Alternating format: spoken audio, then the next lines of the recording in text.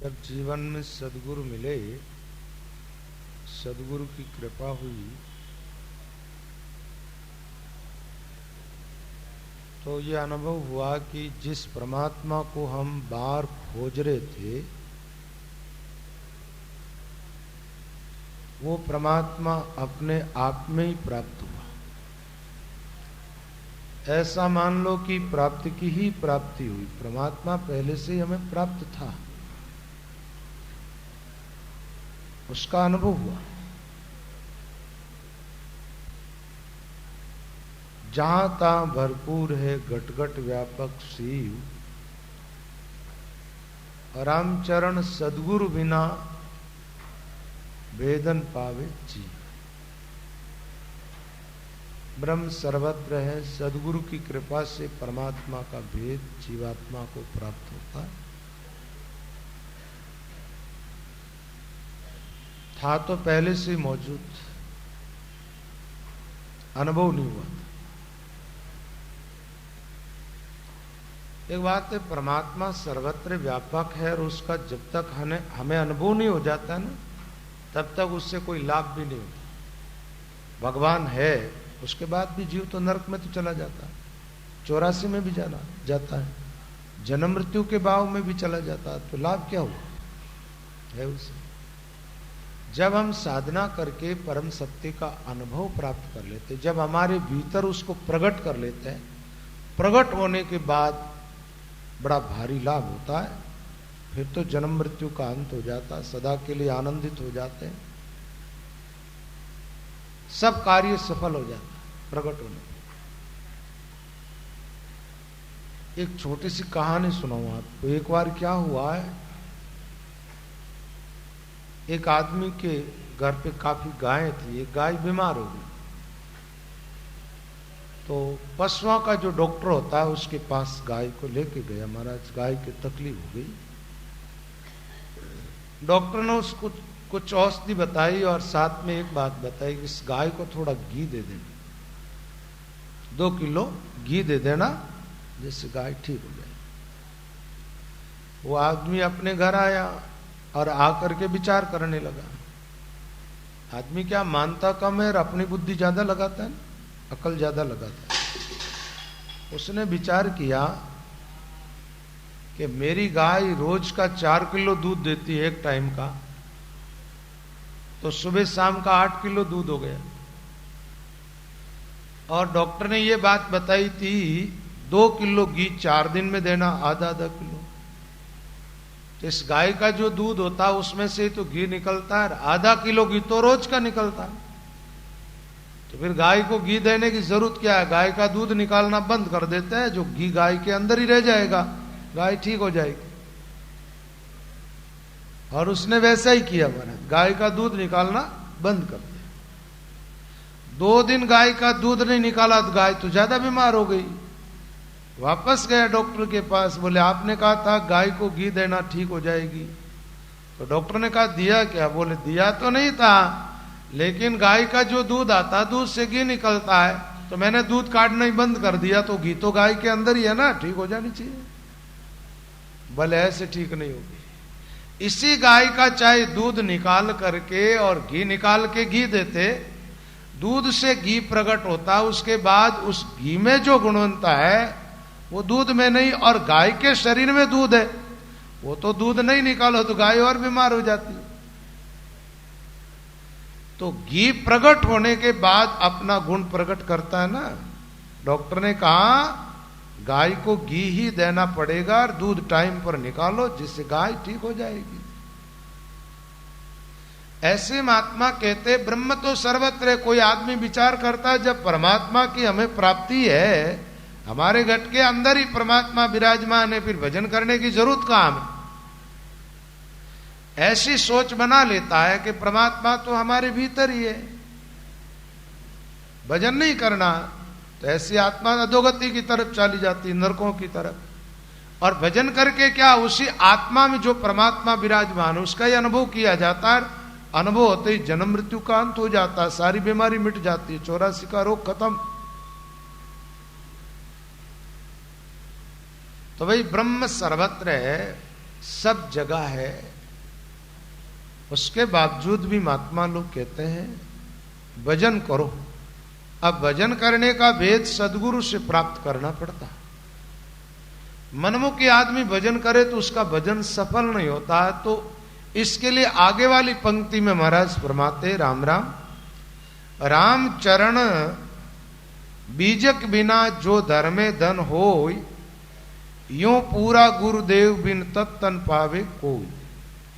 रामचरण पूरा मिलिया तत्व दीना, दीना तत्व बताए, जन्म मरण का भय मिटा सांसा रयान काहे। महापुरुष फरमाते गुरु कृपा नहीं होती है जब तक न तो भजन करने की युक्ति समझ में आती है और न परमात्मा तत्व का अनुभव होता है, जिसके लिए दो साखी के अंदर महाराज फरमाते हैं रामचरण बीजक बिना जो धर्मे धन हो, यूं पूरा गुरुदेव बिना तत्तन पावे कोई। पुराने लोग क्या करते, डाकुओं का भय ज्यादा होता था। आजकल जैसे लोगों में इनकम टैक्स वालों का भय है, उस जमाना में ये भय तो था नहीं, लेकिन डकैत लोगों का बड़ा भय था। राजाओं का भय था, धन ज्यादा होता तो छीन लेते वो लोग। तो धनवान लोग क्या करते महाराज, अपने धन को जमीन के अंदर डाल देते और बीजक बही खाते के अंदर लिख देते कि अमुक जगह धन है। लेकिन वो लिखते ऐसी युक्ति से जो हर किसी के समझ में नहीं आता, और लिखावट भी उन लोगों की ऐसी होती कि हर कोई पढ़ नहीं सकता। एक बार क्या होता है, एक सेठ के घर पर इनकम टैक्स वालों का छापा पड़ गया।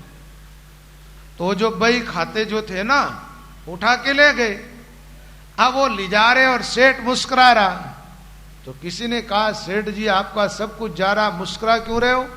बोलिए पोथा लेके जा रहा पढ़ने के लिए तो मुझे ही बुलाएगा, इससे तो पढ़ा नहीं जाएगा ही। इस ढंग से मैंने लिखा है कि मेरी लिखावट ये पढ़ नहीं पाएंगे, पढ़ने के लिए मुझे ही बुलाना पड़ेगा इनको। तो ऐसी उन लोगों की लिखावट होती थी। कुछ इशारे में वो लिख जाते और पीछे वाले लोग बुद्धिजीवी होते तो उस सैन को समझ करके धन निकाल लेते। एक बार क्या हुआ, एक सेठ के पास काफी धन था तो जमीन में डाल दिया और बीजक में इस प्रकार लिख दिया कि भाई चैत शुक्ल चतुर्दशी के दिन की 12 बजे इतना धन जो है मंदिर के गुंबज के अंदर डाला हुआ, ऐसा लिख दिया। उस बाबे की तो होगी मृत्यु। पीछे परिवार वालों ने देखा तो उसके अंदर लिखा हुआ कि इतनी संपत्ति, अपार संपत्ति है, और वो मंदिर के गुंबज के अंदर। लेकिन पता नहीं ऐसा क्यों लिखा कि चैत्र शुक्ल चतुर्दशी के दिन। भाई गुंबज में धन है तो हमेशा ही होना चाहिए ना, वो लिख गया ऐसे।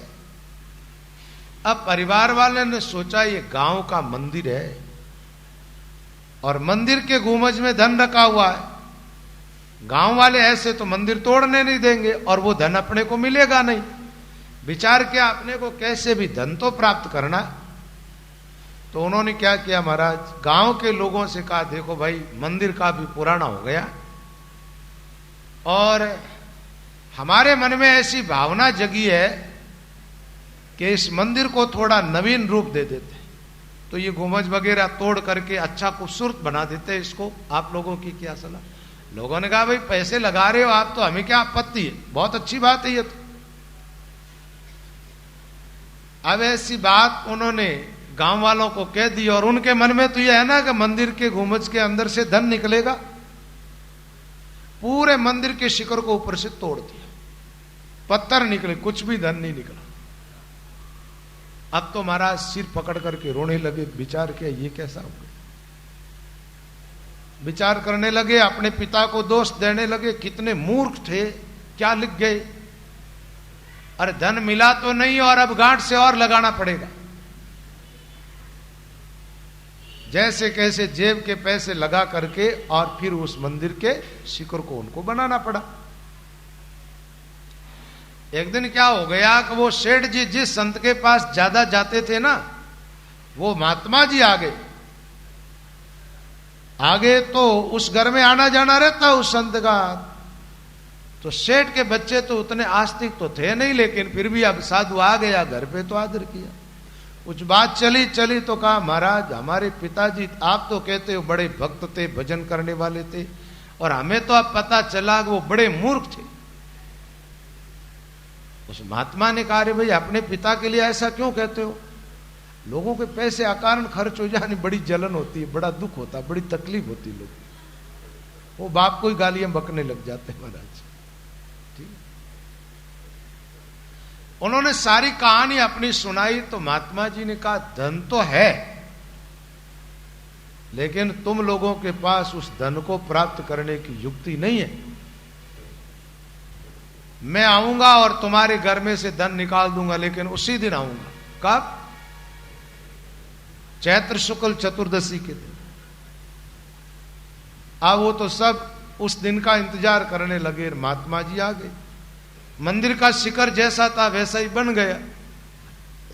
तो महाराज सेठ का जो मकान था ना मंदिर के पास में था, और टाइम लिख दिया ना दिन के इतनी बजे मंदिर की छाया कहां रहती, उस घर के अंदर मंदिर के शिखर की छाया पड़ती थी, और जो टाइम लिखा उस समय वो छाया कहां पर आ रही। महात्मा जी ने कहा यहां जमीन में खोद करके देखो, यहां धन मिलेगा। वहां कोई गुमज में डालने के लिए धन वो थोड़े ही गए थे, तुम्हारे घर में धन डाला हुआ है, तुम खोद करके निकाल लो। और जैसे खोदा तो धन मिल गया, खजाना। सब बड़े राजी हो गए, बोले महाराज हमारे पिताजी तो बड़े बुद्धिमान थे। बोले अभी थोड़ी देर पहले तो कह रहे थे बड़े बुद्धू थे, अब कह रहे हो बड़े बुद्धिमान थे। बोले महाराज उनकी भाषा हम समझ नहीं पाए। ऐसे एक सेठ की और कहानी आती है। एक सेठ था जिसके पास खूब धन था, लेकिन बेटा एक था और एक भी मां मूर्ख था। क्या था? एक बेटा था और वो भी बुद्धिमान नहीं था। सेठ को बड़ी तकलीफ रहती थी, तो उसने ऐसा ही किया, धन धरती के अंदर डाल दिया। अब मरने लगा तो अपने बेटे को पहले बुला करके कहा भाई अब मेरे जीवन का तो कोई भरोसा नहीं है, शरीर कभी भी जा सकता है, और आज मैं आखिर जो बात बता रहा हूं उसको तू ग्रहण कर लेना, जिससे तेरे जीवन में कभी तकलीफ नहीं आई। सेठ ने अपने बेटे से कहा छाया आनार छाया जानार मीठा खाना, और इतने में धन की कमी आ जाए तो मकराना खाटू बीच में खोद के खाना। छाया में आना छाया में जाना मीठा खाना, और फिर भी तेरे जीवन में धन की कोई कमी आ जाए, मकराना और खाटू के बीच में धरती खोद लेना, धन मिल जाएगा। हमारा सेठ तो मर गया, और सेठ की मृत्यु के बाद में बेटे ने क्या विचार किया? बोले पिताजी ने अंत समय में ये कहा था, मरते मरते आखिर समय में उस आज्ञा का पालन करना। तो दुकान थी ना, दुकान से लेकर अपने घर तक टेंट लगवा दी, धूप में निकलना ही नहीं अपने, तो छाया में आना है छाया में जाना। और पत्नी से कह दिया चरका फीका कुछ भी नहीं, रोज मीठा घुटने दो चकाचक। अब महाराज बढ़िया मीठा भोजन रोज बन रहा है।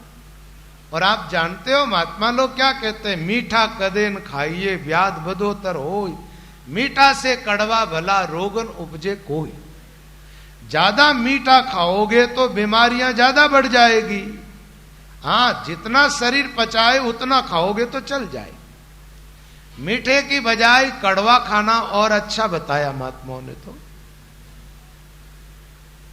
संतों की भाषा जो है वो तो अलग है, महात्माओं ने दृष्टांत देके बताया, लेकिन इसका एक अर्थ ये भी है। देखो भाई, किसी को बीमारी है डायबिटीज की और उसको मीठा खिलाओ, दूध जलेबी खिलाओगे तो जमेगा तो नहीं, और नीम का रस पिलाओ या करेले का रस तो उसके लिए तो फायदा करेगा। अब सेठ का बेटा तो रोज कचाकच माल खावे महाराज, और धूप में निकलने का काम ही नहीं, शरीर में पसीना होने का तो काम ही नहीं, छाया आवे और छाया जा। धीरे धीरे शरीर को बीमारियों ने घेर लिया। अब बीमारियों के अंदर पैसे लगने लगे जरूर से ज्यादा, धंधा भी ठीक चल नहीं रहा है, एकदम दिवाला आ गया। आजकल भी लोग दिवालिये तो हो जाते हैं, लेकिन आजकल तो देखते हैं तो दिवालिये जो होते हैं ना, वो दिवालिया दूसरों को कर देते, वो तो माला माल हो जाते थोड़े दिन के बाद। कई लोग दिवाला निकाले और दिवाला निकालने के बाद थोड़े दिनों के बाद देखो तो वो तो करोड़पति है। यहां आने के बाद एक बात मेरे को सुनने को मिली, बोले बाप जी महेश्वरी लोगों ने पैसों ज्यादा आटा में लगे, खाऊ न ज्यादा, बस भजन साधन री दूजी बात नहीं, आने तो बढ़िया चकाचक उड़ने दो, रोज कहीं न कहीं माल घुटता रहे बस। महेश्वरियों को पैसों ज्यादा आटा में लागे और जैनियों रो पैसों ज्यादा बाटा में, और अग्रवालों रो कटे लागे, कट लागे घाटा में। एक का आटा में, दूसरे का भाटा में और तीसरे का घाटा में। कहते महाराज अग्रवालों में तो ऐसी धारणा बन गई कि जिसने दिवाला निकाल दिया उसको बेटी दे दो, उसके पास जरूर कुछ न कुछ है। ठीक है, बोलो। तो सेठ का बेटा तो एकदम कंगला हो गया महाराज, दुकान बिक गई, धीरे धीरे महाराज मकान जमीना थी वो भी सब बिक गई, सिर्फ रहने के लिए मकान रहा। और वहां भी एक महापुरुष आई। सेठ के बेटे ने विचार किया, संत आए हैं, कोई ऐसी उपाय बता दे जिससे बीमारी से छुटकारा मिल जाए। जाकर के प्रणाम की और कहा महाराज मैं तो बहुत दुखी हूं। बोले क्यों भाई दुखी क्यों है? बोले महाराज मरते मरते मेरे पिताजी ने जो मुझे आज्ञा दी थी उस आज्ञा का ठीक पालन कर रहा हूं, उसके बावजूद भी मेरे जीवन पर तो विपत्ति से विपत्ति आ रही है, मेरा धन भी पूरा नष्ट हो गया महाराज, मैं तो बर्बाद हो गया।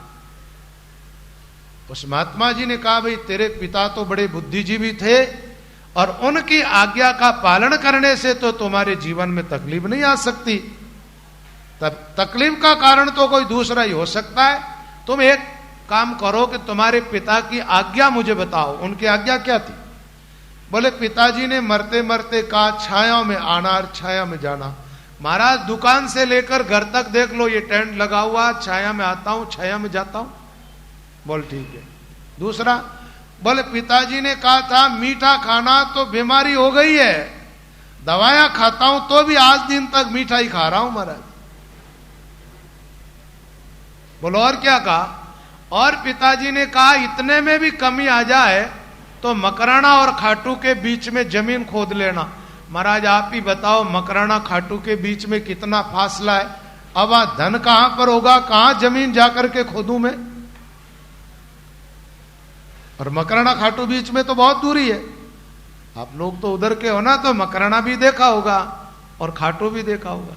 खाटू के अंदर काला पत्थर निकलता है और मकराने में एकदम सफेद मार्बल निकलता है ना?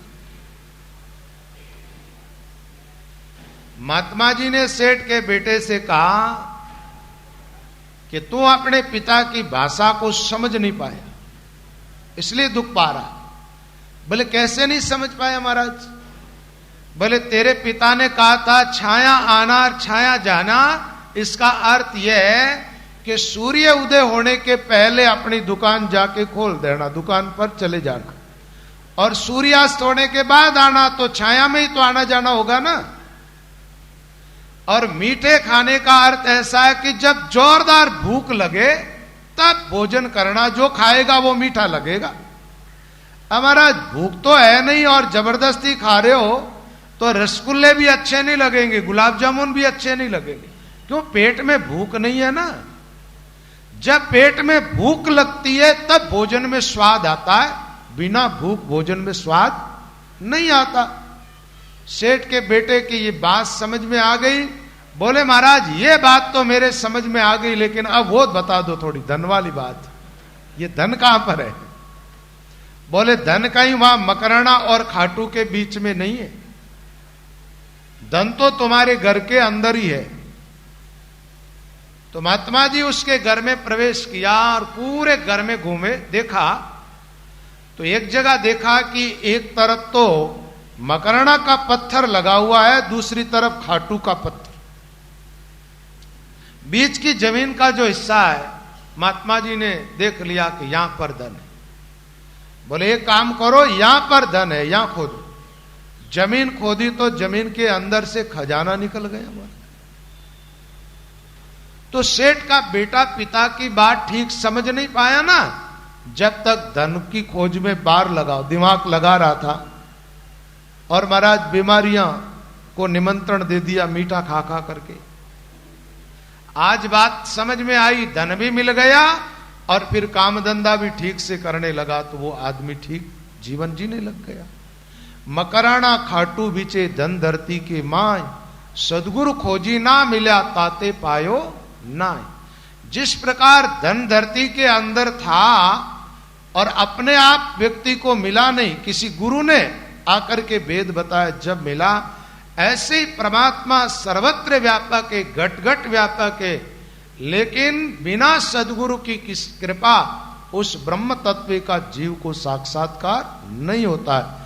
महात्मा कहते मकराना का रेजू मम्मो खाटू जान, बाहर खोजा ना मिले घट में लो पिछान। मकराने के पत्थर के नहीं रकार, और खाटू के पत्थर के नहीं मकार, और धरती की नहीं हमारा हृदय। राम नाम का सुमिरन करते हुए अपने आप में उतर जाओ, अपने आप में खोज करो, परमात्मा का साक्षात्कार हो जाएगा। तो शास्त्रों के अंदर भगवान की व्यापकता का वर्णन है, लेकिन सीधा शास्त्र पढ़ करके और कोई साधन में लगे सफल नहीं हो पाएगा। सफलता प्राप्त करने के लिए सदगुरु की शरण लेना बहुत जरूरी है, नहीं तो क्या है, शास्त्रों की बात पढ़ करके अर्थ का अनर्थ करते जाओ। हमारे क्या है कि आरती बोलते हैं ना, एक बार शाहपुरा चातुर्मास हुआ मेरा, तो कुछ रामसनई भाई आए और मेरे पास कहने लगे, बोले महाराज अपने यहां पर तो सेवकों का भी महत्व है और संतों का भी महत्व है। मैंने कहा है इसमें क्या दो रहा है? श्री महाराज ने फरमाया, उसने कहा। मैंने कहा श्री महाराज ने क्या फरमाया? बोले सेवक स्वामी भय समाना। मैंने कहा इसका अर्थ तो तुम गलत लगा रहे हो। सेवक स्वामी का अर्थ यह नहीं है कि गृहस्थी और साधु समान हो जाए, बराबर। बराबर तो जब होगा जब साधुओं को भी गृहस्थी बसानी पड़ेगी और ब्याह करना पड़ेगा, फिर बाल बच्चे पैदा करने पड़ेंगे, दुकानें चलानी पड़ेगी, बराबरी तो जब होगी ना। और या फिर गृहस्थियों को बाबाजी बनना पड़ेगा, लंगोट पहन के चादर पहन के रामद्वारे बैठना पड़ेगा, भिक्षा लानी पड़ेगी, भिक्षा का भोजन करना पड़ेगा। बोले महाराज ऐसा थोड़ा ही है। तो श्री महाराज ने कहा, अरे भैया मैंने कहा उसका अर्थ ही दूसरा है। उसकी पंक्ति को पूरा पढ़ो, सेवक स्वामी भय समाना, राम ही राम और नहीं आना। इसका अर्थ सेवक है हमारी आत्मा, जिससे हम साधना करते ईश्वर को पुकारने वाले, वो भगवान के सेवक। और स्वामी है या परमात्मा। जब भगवान का भजन करते करते आत्मा परमात्मा में प्रविष्ट हो जाती है ना, जब आत्मा को सायुज्य मुक्ति मिल जाती है ना, तब सेवक और स्वामी एक हो जाते, क्योंकि आत्मा परमात्मा मिली। जैसे पानी की बूंद समुद्र में मिल गई तो समुद्र है वैसी वो हो गई, ऐसे आत्मा रूपी बूंद परमात्मा रूपी सागर में विलीन हुई। इसका अर्थ तो ऐसा है। तो भाषा को ठीक से ना समझे तो लोग क्या करते, अर्थ का अनर्थ बनाने लग जाते। हमारे वाणी पढ़ने वाले लोग भी कई भ्रांतियां पैदा करते। कोई तो कहता देहधारी गुरु की जरूरत नहीं, कोई कहता वाणी गुरु है, कोई कहता शब्द गुरु है। बातें महापुरुषों की जो है ना वो समझ में आती नहीं। एक बार क्या हुआ, एक कोई श्याल था जो नारियल घिसीट करके ले गए, मुंह में पकड़ करके। विचार किया नारियल बड़ा मीठा होता है, अब लेके तो चला गया हमारा, लेकिन नारियल श्याल से तो टूटता नहीं है, और टूटे नहीं तो वो गिरी खा नहीं सकता। ऐसे क्या है कि वाणियां तो लोग ले जाते हैं और फिर वाणियां पढ़ते हैं तो वाणियों का अर्थ अपनी मर्जी से लगाने लग जाते अपने आप।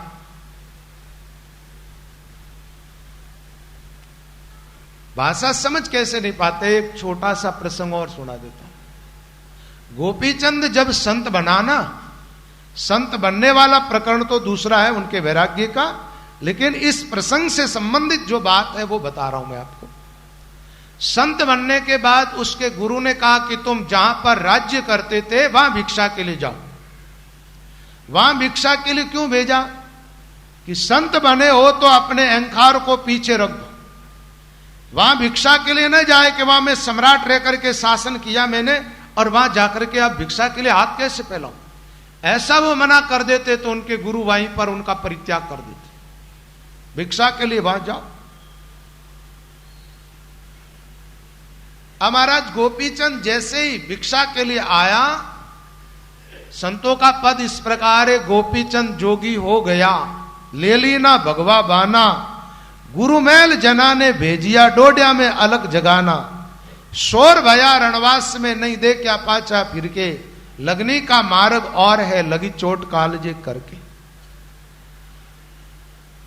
गोपीचंद के बारे में आता उनके 1600 स्त्रियां थी महाराज, 1600 पद। जब वो संत बना उनकी स्त्रियों ने उनको भगवे वेश में देखा तो वो जब उस समय रोई और चिल्लाई तो पूरे महल के अंदर एक शोर मच गया था, लेकिन गोपीचंद के मन में उनके प्रति तनिक भी मोह नहीं जगा। वहां से अलग जगह करके अपनी मां के पास भिक्षा के लिए पहुंच गया। वो मां ने अपने बेटे को भिक्षा दी, भिक्षा के साथ साथ शिक्षा दी। शिक्षा दी उस समय गोपीचंद की मां ने कहा, बेटे अब संत बन गए हो ना, तो हमेशा किले के अंदर रहना, कोर्ट के अंदर। गोपीचंद सुन रहा है, पहले कोई भी बात हो ना तो पूरी सुननी, और सुनने के बाद अपने को न जमे तो फिर उसका प्रश्न करना चाहिए। बोले बेटे किले के अंदर रहना, दूसरी बात मां ने कही स्वाग्नी स्त्री के साथ हमेशा रहना, और सुंदर सहज पर रोज सोना, और बेटे मीठा खाना और नगरी में आग लगा जाना। गोपीचंद की मां ने 5 बातें बताई है, 5 ही बड़ी विचित्र बातें। गोपीचंद ने 5 बात सुन करके मां को हाथ जोड़ के कहा, क्योंकि उसकी समझ में वो बातें बिल्कुल नहीं आई। और गोपीचंद की मां बहुत भगवान की भक्त थी, मां की प्रेरणा से गोपीचंद संत बना।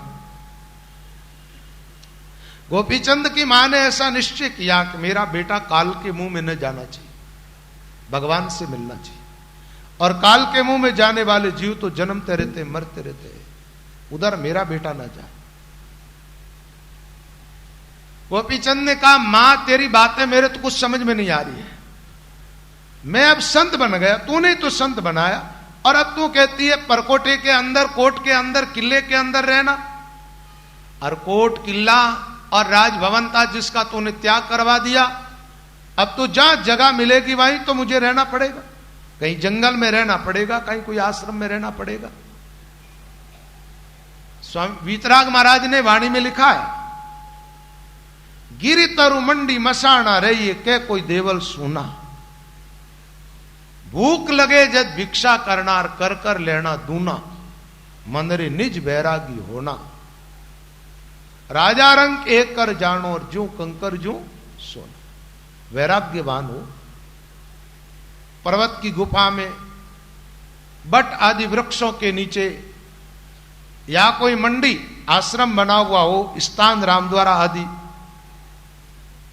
या मशानों की छतरी है, ऐसी जगह पर रहना चाहिए। तो गोपीचंद ने कहा अब तो ऐसा रहना पड़ेगा मेरे को, और तू कहती कोट किले में रह।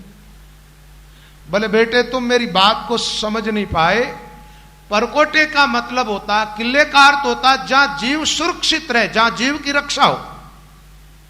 तो बेटे ये सत्संग है ना, ये कोट है, एक परकोटा है, एक ऐसी दीवार है जहां पर जीव की रक्षा होती है, वहां जीव को काल नहीं खाता है। संत बन गए हो तो सत्संग में रोज रहना, गुरुदेव की सत्संग रोज सुनते रहना। सत्संग को वहां पर परकोटा बताया। बोले ये तो समझ में आ गया, लेकिन मीठा कहां से खाऊंगा? तो गोपीचंद की मां ने कहा जबरदस्त भूख लगे, जोरदार, जब भोजन करना जो सूखे टुकड़े भी खाओगे तो मीठा लगेगा, सूखे टुकड़े। बोले ठीक है, सहज पे कैसे सोऊंगा? बोले ज्यादा नींद सताने लग जाए जब सोना, ये धरती तेरी सहज, इसमें बढ़िया नींद आ जाए। सहज वही है जहां पर आराम से नींद आ जाए।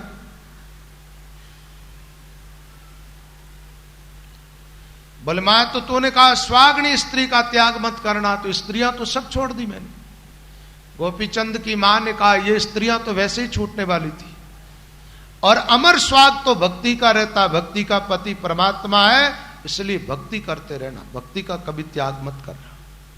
संतों ने लिखा, अमर पति रो चूड़ लोयेली, पैरो सवागण नारेली।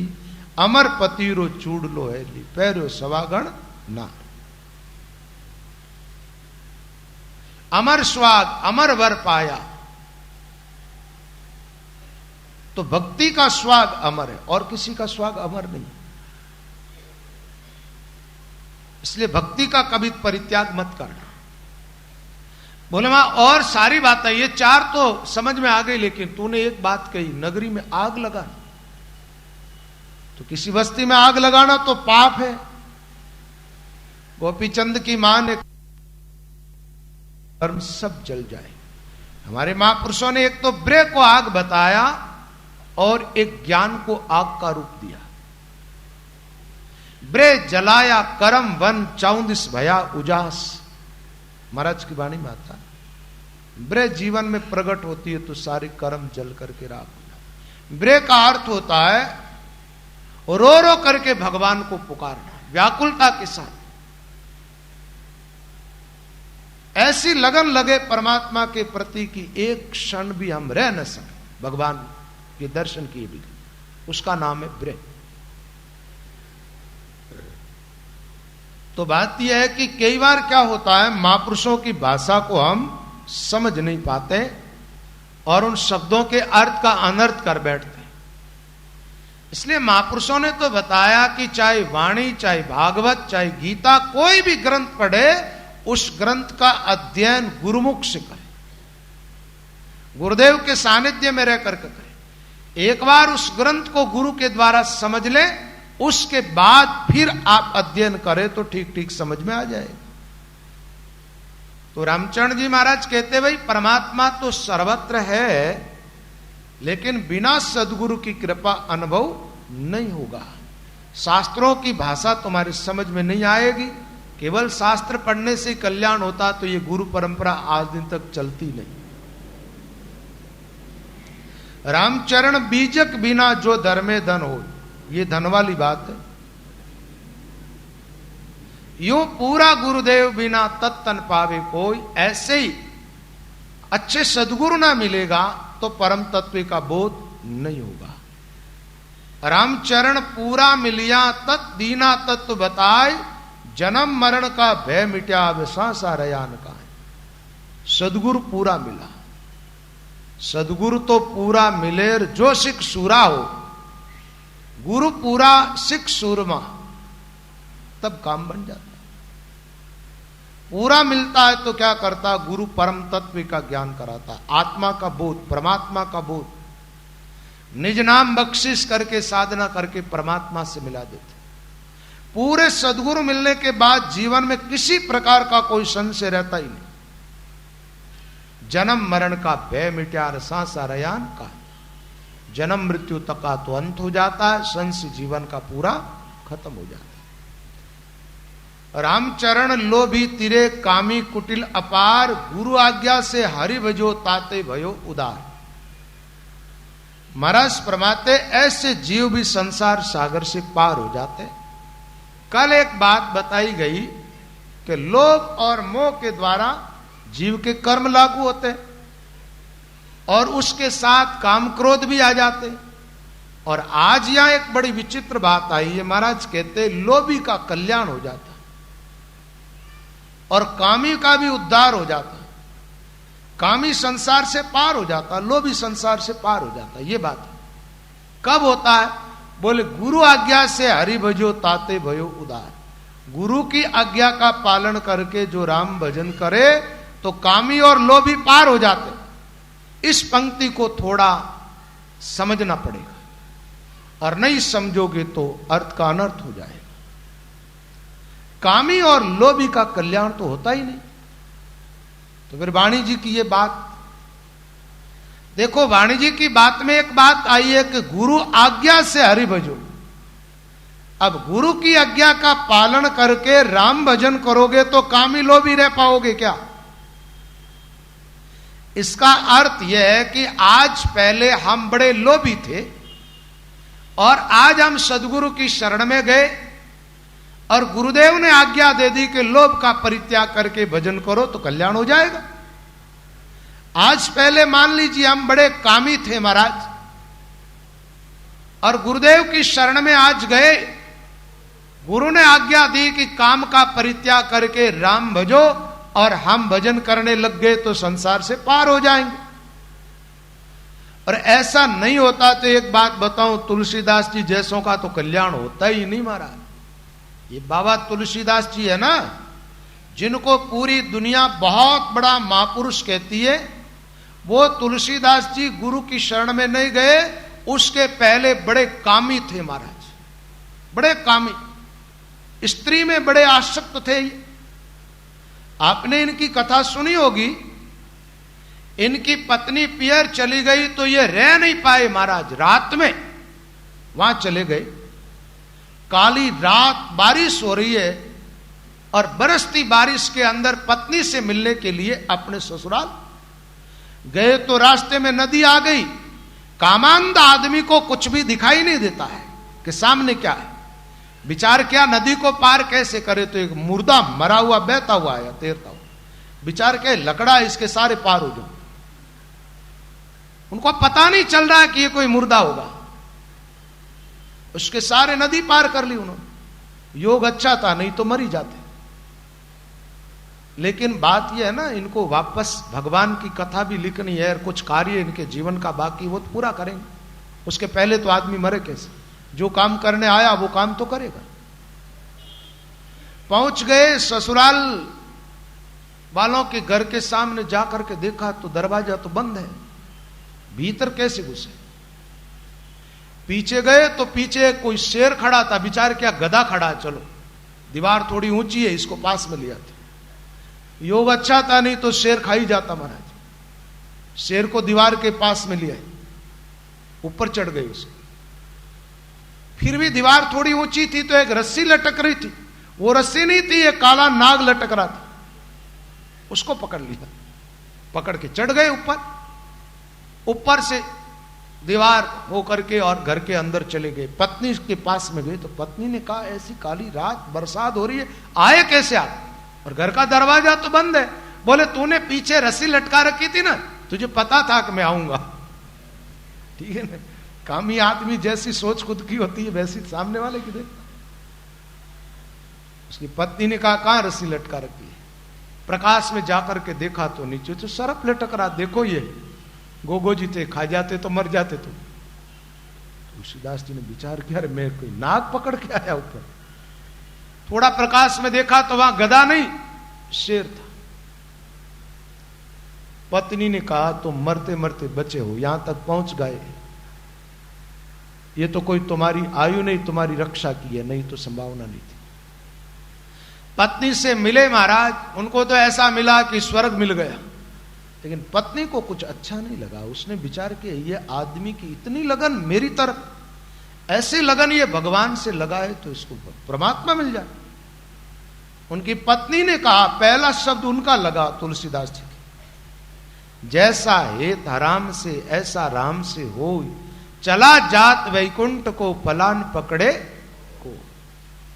मेरे प्रति जैसी लगन है, जितना प्रेम, ऐसा प्रेम तुम भगवान से करो तो संसार से पार हो जाओ। तुलसीदास जी के ये जीवन में झटका लगा, वैराग्यवान हुए। फिर गुरु नरहरिदास जी महाराज की शरण में गए, उनका उपदेश प्राप्त करके भजन में लगे और मुक्त हुए। सूरदास जी के बारे में सारी बातें याद है आप, बड़े कामी थे महाराज। कहते हैं सूरदास जी का बाप मरा जब वो वेश्या के घर थे, बीमार था, पिता की मृत्यु हो गई, वो आदमी वेश्या के घर है। बताओ कितना बड़ा कामी। फिर वेश्या ने उनको फटकार के भेजा जब बाप के दाग संस्कार करने के लिए आए। फिर वो थोड़े होश में आए, विचार किया, अरे मैं कामांध हो गया। बाद में वैराग्य हुआ, और वैराग होने के बाद साधु बनने के बाद भी एक स्त्री के पीछे पीछे उसके घर तक चले गए।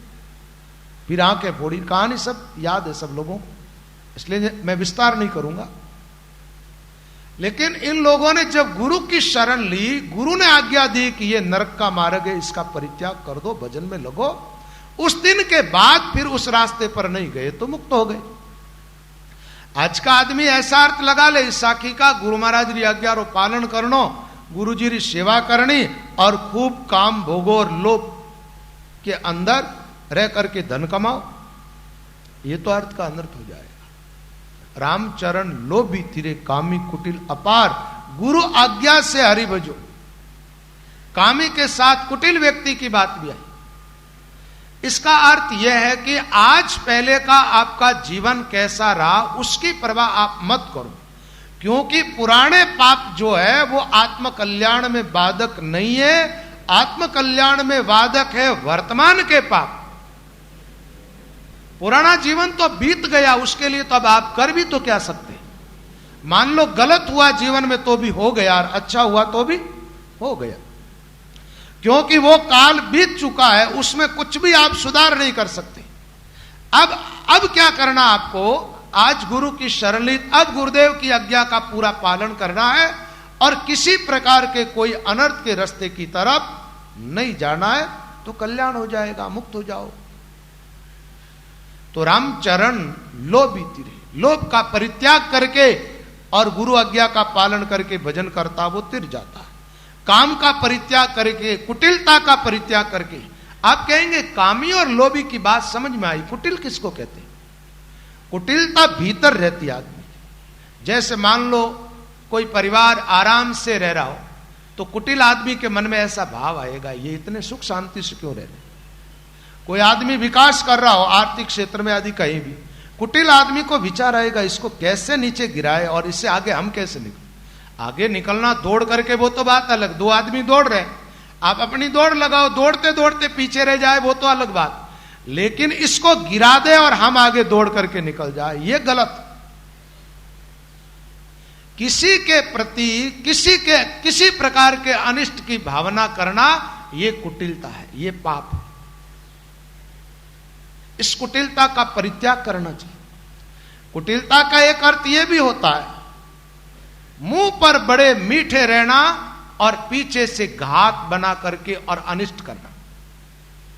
भीतर तो कुछ और है, या में ओलिया उठे आओ सगा मिला, समझ गया? मन में तो बड़ी जलन पैदा हो रही है, और आओ ब्याई जी मिलते हैं, ब्याई जी के प्रति अच्छे भाव तो है नहीं, या में ओलिया उठे आओ सगा मिला। ऐसी कुटिलता जीवन में नहीं होनी चाहिए। निष्कपटी निसंक रहे बाहर भीतर एक, बाहर भीतर का जीवन एक रस होना चाहिए। ऐसा डबल रोल मत किया करो, दिखावा कुछ और करो, भीतर कुछ हो। मुंह खोटा लगा करके समाज के सामने मत जाओ अच्छा मुंह दिखाने के लिए, भीतर तुम्हारा चेहरा कैसा है उसको देखो, सुधारने की कोशिश करो। कुटिलता अच्छी बात नहीं है, छल कपट ठीक नहीं। हां, नरक की तरफ जाना है तो सब ठीक है, भगवान की तरफ चलना है तो इन चीजों का तो परित्याग करना पड़ेगा। कपटी रामन पावे संता अंत काल पिस्तावे। भगवान को कौन सा जीव प्यारा लगता है? निर्मल मन जन सो मोई पावा, मोई कपट छल छिद्रन भावा। निर्मल मन जन सो मोई पावा, मोई कपट छल छिद्रन भावा। मोई कपट छल छिद्रन भावा। निर्मल मन जन सो मोई पावा, जिसका मन मल रहित है, पवित्र है। भगवान राम कहते ऐसा जीव मुझे बहुत प्यारा लगता है। मोई कपट छल छिद्रन भावा। रामचरण जी महाराज कहते कपटी आदमी का तो संग भी ना करो। अंतर शुद्ध नहीं जा सको दिल तासको संग करो मत कोई। बायर हेत दिखावत चौगणो भीतर तके जैसे मुंह से भिलाई। दाव पड़ा गिल जाई सपूचो तास की संगति नाही भलाई। रामचरण ये अति काल में कपट की गांठ रही उड़ जाई। अंतर शुद्ध नहीं जास को दिल तास को संग करो मति कोई, उसका संग मत करो। बायर हेत दिखावत चौगुण माई तके जैसे मुंह से बिलाई। बाहर से तो बड़ा हेत दिखाता, प्रेम दिखाता है, और भीतर तो जैसे बिल्ली होती है ना, आंख बंद करके बैठती है चूहा पकड़ने के लिए। सामने आते ही महाराज पूंछ सहित गिल जाती है उसको, चूहे को। एक बार क्या हुआ, एक महात्मा जी ने बिल्ली को पढ़ाया। महात्मा जी कथा करते तो दीपक हाथ में लेके खड़ी रहती है। एक दूसरे संत से संत ने कहा, देखो आदमी सुधरे मेरी कथा से, उसमें तो क्या बड़ी बात है, इस जानवर को भी सुधार दिया, ये भी दीपक लेके खड़ी रहती। एक महात्मा ने कहा, इसका कभी सुधार नहीं होगा, ये धोखे में रह रहे हो तुम, कल देखना इसकी परीक्षा करता हूं। तो महात्मा जी एक पिंजरे में एक चूहा लेकर के आए। बिल्ली खड़ी थी उसके सामने, छोड़ा, वो दीपक फेंक दिया, झपट गई किधर, उस चूहे को पकड़ने के। मुंह को मिलते ही महाराज बिल्ली क्या करती है, चूहे को खाने की कोशिश करती।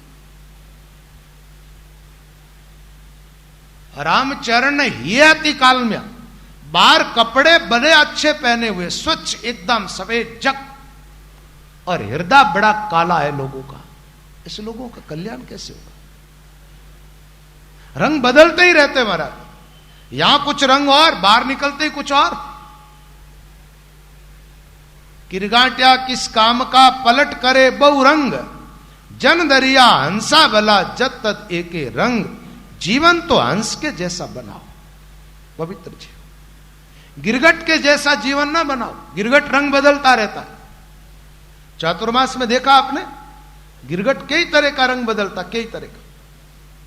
उसके जैसा अपना जीवन नहीं होना चाहिए। एक रस जीवन जियो, शुद्ध, सात्विक, पवित्र। एक बात है, अपन ऐसा गंदा जीवन जी करके अपने अंत्यकरण को क्यों आप पवित्र बनाए? देखो, अपने सोचने से किसी का अनिष्ट होता ही नहीं। सब जीव अपने अपने प्रारब्ध के अनुसार चेष्टाएं कर रहे हैं, उसके अनुसार वो जी रहे हैं, और भगवान सबको जिला रहे। किसी के प्रति कभी भी किसी प्रकार की कोई गलत धारणाएं नहीं बनानी चाहिए। यदि आप भक्ति के मार्ग पर चलना चाहते हो तो किसी प्रकार की।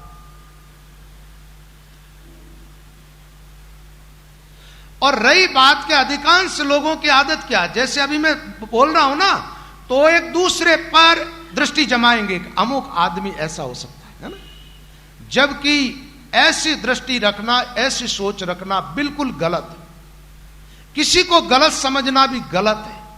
आपको तो अपने ही अंत्यकरण को देखना है सत्संग सुन करके, कि ऐसी कोई कमी मेरे जीवन में तो नहीं है, और है तो उसको मुझे निकालना, और वही कर सकते। एक बात बताऊं आपको, मेरे जीवन में कोई कमी है, मेरी समझ में वो आ गई, तो मैं प्रयास करूं तो उस कमी से छुटकारा पा सकता हूं। और वही कमी आपके जीवन में है, मेरे समझ में आ गई, क्या उस कमी को मैं निकाल सकता हूं? क्या नहीं निकाल सकता हूं ना, तो व्यर्थ का प्रयास क्यों करे, और दूसरों की कमी देख करके अपने अंत्यकरण को अपवित्र क्यों बनाए? एक ऐसा भजन है, जो चाहे हित अपना पराया, अटल रहे इस बात पर, कभी बुराई नहीं करेंगे, न तो किसी की बुराई करेंगे, न किसी को बुरा देखेंगे, और न किसी को बुरा दिखाएंगे। लोगों की आदत क्या है कि अपनी शान रखने के लिए कई बार दूसरे लोगों को नीचा दिखाने की कोशिश करते हैं। ऐसी धारणाएं सागट, कपटी और शुद्र विचारों के लोगों की होती है। ऐसी धारणाएं उचित नहीं है। सत्संगी भाई बहनों को ऐसी धारणाओं का परित्याग कर देना चाहिए। और एक बात और है, कहीं विवाद होता हो ना, वहां अपनी मूंछ थोड़ी नीचे कर लेनी। हारिया ने हरी मिलियार, जीत्योड़ा ने जम, ठीक है ना, तो विवाद में हार मान लेनी। एक बार क्या हुआ महाराज, एक सेठ जी थे जो अपने घर के बाहर चौतरी पर बैठे। गांवों में मकान हवेलियां बनी होती है ना सेठ लोगों, तो देखो आप घर के बाहर दरवाजे पर चौकी बनी रहती। सुबह सुबह का टाइम है, सेठ जी नहा धो करके चौकी पर बैठे बैठे अपनी मूंछों के बट लगा रहे महाराज, मूंछों को ठीक कर रहे। वहां से गांव के ठाकुर साहब निकल गए। ठाकुर साहब निकले तो ठाकुर साहब को अच्छा नहीं लगा। ये ठाकुर जो होते हैं बड़े अहंकारी होते थे महाराज, आसुरी प्रकृति के लोग होते थे। तब उनके सामने कोई मूंछ के ताव लगाए तो उनको तो अकारण गुस्सा आ जाता था। ठाकुर साहब ने कहा, रे बनिए तो मेरे सामने देख करके और मूंछों के ताव लगा रहा। सेठ जी ने कहा, ठाकुर साहब मूंछ मारी न मारा बापरी, मूंछ रे बट लगा तो थाने कहना की कर रहे जाऊं दकानी। ये क्या हुआ महाराज, बल्टी में कूड़ा और डाल दिया। ठाकुर साहब को आया गुस्सा और घर में गए, तलवार लेकर के आए, आज इस बढ़िया का तो खोपड़ा ही उड़ा दूंगा। गुस्से में एकदम ऐसे कांपते हुए आए। दूर से सेठ जी मुस्कुराते हुए बोले, ठाकुर साहब क्या बात है, कहां जा रहे हो? बोले, तू आज मूंछों के ताव लगा रहा था ना, तेरी मूंछों को इस सिर के सहित उड़ाने के लिए आ रहा। अरे ठाकुर साहब इतनी बात रे वास्ते आप इतो बड़ो गुस्सो कर रिया हो, इतना क्रोधित हो गया, मने कहीं ठाणो, लो मारी मूंछा नीची छो, आप वाली मूंछा ऊंची राखो आप तो। ठाकुर साहब क्यों रे, तू पहली आ बात बोल दे तो ना, ठीक है। तो ऐसी आंट नहीं पकड़नी अपने, तो पानी मूंछा भले नीची रहे तो नीची चो रहती। और माने जड़ा बाबा लोग तो मूंछा कटाई पण थई कटायेली सगड़ाई कमी को राखी नहीं। साधु बने जने मूंछा कटाई ले भाई, अहंकार करनो ज को नहीं अपने तो को महाराज मैं ही समझदार ही जा इन मामले में तो ठीक है ना, मूंछा मैं ही को राखा नहीं, मैं ही कटा कटो ठिकाने लगा दी। आजकल तो थे मूंछा और चोटियां कटाउन लाग्या पड़े, बाए ही पाचे को नहीं रहे। ए के आदमी चोटियां कटावे तो थोड़ा ओछा तो मैं ही कर ले महाराज, ठीक है, मैं ही पूरा को नहीं रखा। एक कलयुग रो भजन है ना, चोटी छोड़ी धोती छोड़ी, नेकटाया लटकावे और खड़ा खड़ा भीता पर मुते, जूता पैरिया खावे। ए पूरब छोड़ पश्चिम को ध्यावे रे, चोड़े धाड़े कलयुग हाका कर तो आयो रे, चोड़े धाड़े। आपस में मुंडे नहीं बोले मां का जाया भाई, ए झूठा झूठा करे मुकदमा राज कचेड़िया जाई, बटे खुली रिश्वत खावे रे, चोड़े धाड़े कलयुग हाका कर तो आयो। कलयुग के प्रकरण में ये भजन आपको सुना भी देंगे, आंट नहीं पकड़नी। एक बार क्या हुआ, एक सेठ जी थे, सेठ सेठानी दोनों नदी के तट पर खड़े, और एक कोई ठाकुर साहब थे जो नदी के पानी में बह गए। अब पानी में बहते बहते आए तो सेठानी ने देखा, बड़ी दयालु थी, सेठ जी से कहा, बोले सेठा देखो बेचारा बापड़ा बह गया ये पानी में, इसको निकालो। और उसको थोड़ा कोई सारा मिला दी के, तो वो सेठानी की बात सुन ली। थोड़ी पैरों के नीचे जमीन आई तो हाथ ऐसे किया। सेठानी ने पूछा, ये हाथ ऐसे क्यों कर रहा? बोले क्या बात है? बोले मैं ठाकुर हूं गांव का, मुझे बापड़ा का लाचार का तो मैं सिर उड़ा दूंगा तुम्हारा। सेठ ने कहा, ठाकुर साहब आ लुगाईरी जाते समझे को नहीं, आ तो भोली बाली है, आ तो बेहता ही चौका लागो, दो गोता बत्ता खाई जोते। कौन निकाले थाने? बोलो राम। तो भाई एड़ो ठाकुरपण और एड़ी राठौड़ी राखोड़ी काम की कौन है? बोलो राम। तो सज्जनों बात यह है, भजन साधन करने वाले भाई बहनों को चाहिए अपना जीवन तो पवित्र होना चाहिए। शब्दों का उल्टा अर्थ कर लेते। कई बार मैंने सुना लोगों को मुझसे, बोले महाराज वाणी जी में तो ऐसा भी लिखा है। मैंने कहा तो तुम क्या करनी चाहते हो अब ये बताओ। वाणी जी में लिखा है लोभी तिरे कामी तिरे। वाणी जी ये कहेगी तुम नरक की तरफ जाओ, ये तो नरक की तरफ ले जाने वाले। इसका अर्थ आगे वाली पंक्ति में ही खुलासा हो जाता, गुरु आज्ञा से हरि भजो। एक बात भजो, भजन करने वाले निरंतर जो भजन कर रहा है, भजन करने वाले के जीवन में कोई गलत धारणाएं बनेगी, गलत विचार उत्पन्न होंगे, पैदा होंगे। इसका मतलब अभी तक भजन जैसा करना चाहिए वैसा नहीं किया। भजन में लग जाओगे, गलत धारणाएं सब अपने आप मिटेगी। एक बात है, कोई आपके अंदर बुराई है, मान लो कमी है, हो सकता है, कोई बड़ी बात नहीं, कारण कि मनुष्य जीवन जो है एक बुराइयों का पुतला है और इसमें कुछ न कुछ कमी रहती है। सर्वगुण संपन्न तो एक परमात्मा ही है, बाकी कोई है नहीं, और अपने में अपनी कमी दिखाई दे रही है, अपन छोड़ नहीं पा रहे, बार बार वो गलती कर बैठते हैं।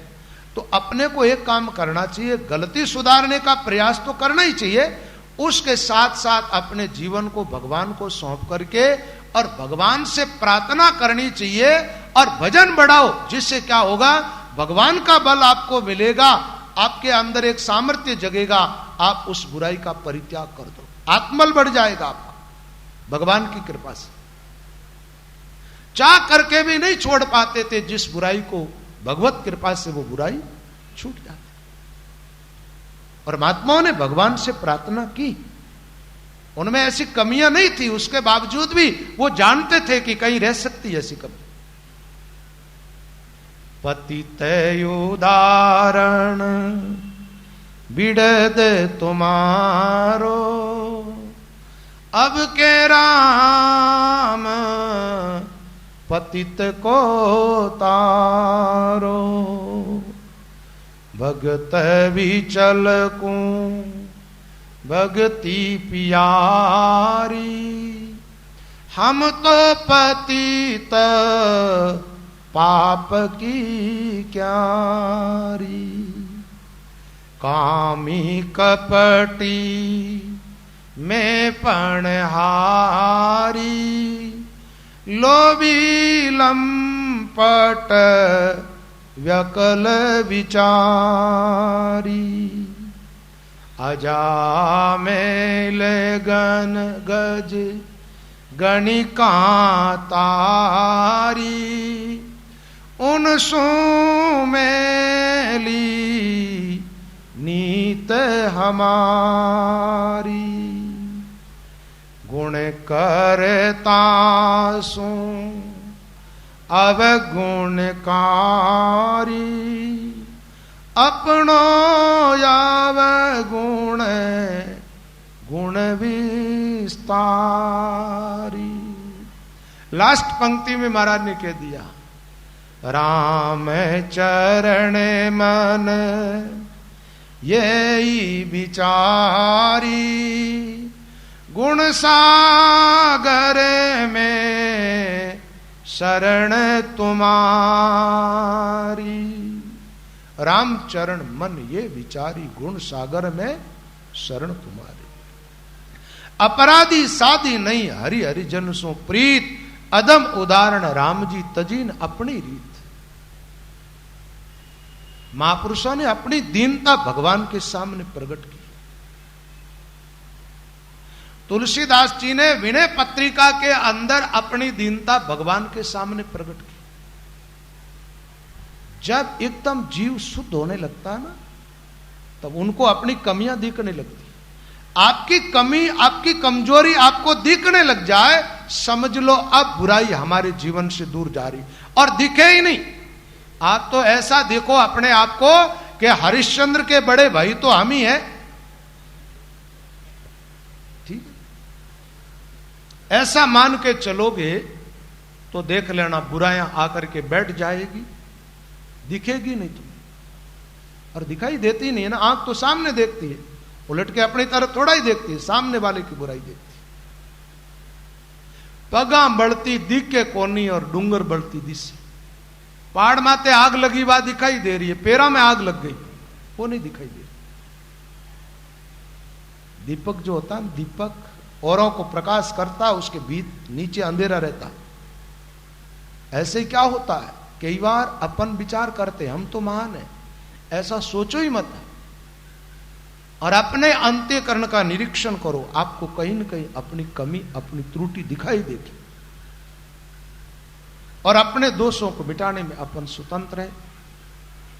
तो सज्जनों, महापुरुष परमाते रामचरण लो बीतिरे कामी कुटिल अपार, लेकिन कैसे तिरता है, इनका परित्याग करके गुरु आज्ञा से हरि भजो, ताते भयो उद्धार, संसार सागर से पार हो जाएंगे। बोलो राम।